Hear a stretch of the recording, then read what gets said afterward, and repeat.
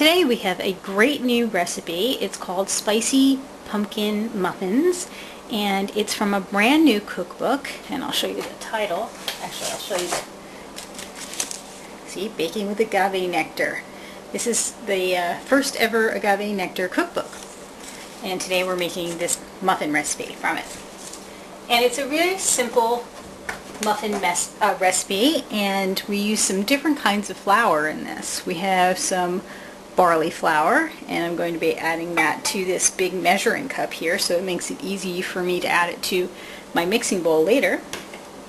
And I made my own oat flour, which is really simple. You make your rolled oats. You take rolled oats and add it to your food processor and just process the oats until they're flaky and flour-like. And we have cloves and allspice. It's a very spicy recipe. And we have lots of cinnamon, and I ground some fresh nutmeg, or freshly ground some nutmeg. We have a lot of baking powder. It's 2 teaspoons of baking powder. And finally some salt. And now what I'm going to do is blend this up so that it's evenly mixed. And I don't know if you can tell, but the color's changing already from all those deep, dark, wonderful spices. I can tell that these are going to be delicious muffins. Alright, well, I'm going to mix this a little bit more, and we'll be back in a moment to mix up the wet ingredients. This part of the recipe is essentially where wet meets dry. I'm not using plain milk. I'm actually using almond milk for the milk called for in this recipe. And we have some canola oil. There we go. And I'm just mixing it all together all at once, because once we add in the flour, it really won't make a difference.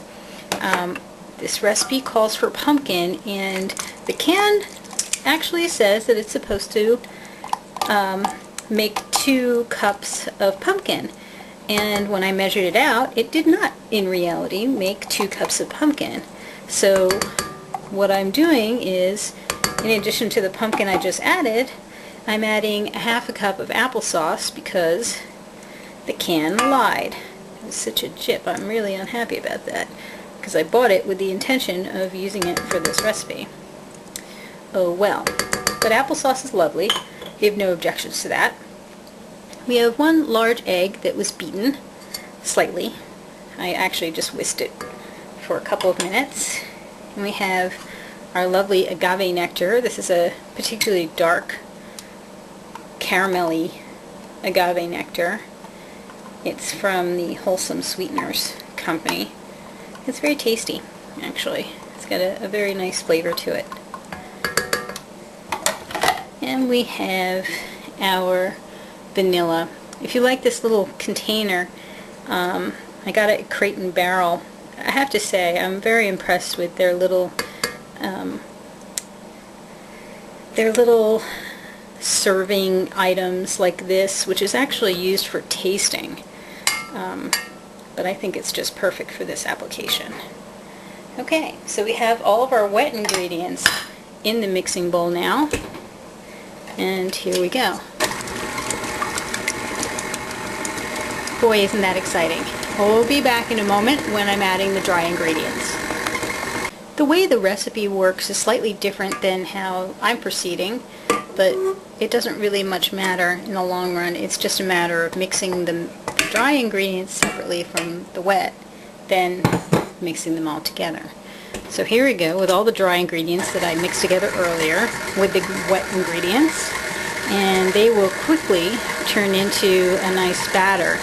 And as soon as that happens, we fold in our add-ins, if you were. Okay. There's our batter. You give me just a moment, I'll take the bowl off and we'll add in our extra bits like walnuts and pepitas and fruit-sweetened cranberries. We're nearly done with the recipe, and I'm going to mix in the pepitas. They say to use pumpkin seeds. I'm not sure what the real difference is between these seeds and pumpkin seeds, but they're wonderful. And we have some walnuts, which are great. They have great omega acids. Actually, they're fats. And we have fruit sweetened cranberries that I actually found up in Ithaca, New York. If you've never been there, you should go because it's home of the original Moosewood restaurant, and there's a great health food co-op there. Okay, now that this is all folded together and mixed well, what I'm going to do is transfer it to a lined muffin pan and bake it at 325 degrees until a toothpick comes out clean. It should take about 25 minutes according to the cookbook, but we'll see with my finicky oven how it turns out. We'll show you when they come out of the oven. As per the recipe, at exactly 25 minutes, according to my timer, I pulled these out and I tested one of them with a wooden skewer and they came out completely dry. So I guess my finicky oven was behaving itself. The muffins actually puffed up a little bit, not a lot, but it smells fantastic in the house now because of all these great spices. So I'm going to let these cool for about 10 minutes in the pan, and then I'm going to lift them out so that they don't get soggy sitting in their little paper cups. I just wanted to show you what I was talking about with that excess moisture that's underneath the little cups from the muffin. That will be mine. So by taking them out right away, you don't get them soggy, and that moisture doesn't stay on your muffin. Also a good tip to know for cupcakes. Well, one drawback of the recipe is that a lot of the muffin stuck to the paper, which is quite a bit of a letdown for me. Alright, I'm going to try a piece now. And it's okay. It's kind of gummy, even though it was done when I pulled it out. The spices are good. You can definitely taste the spices, and you can definitely taste the dried fruit and the pumpkin. It's just and very, very moist, really, really moist.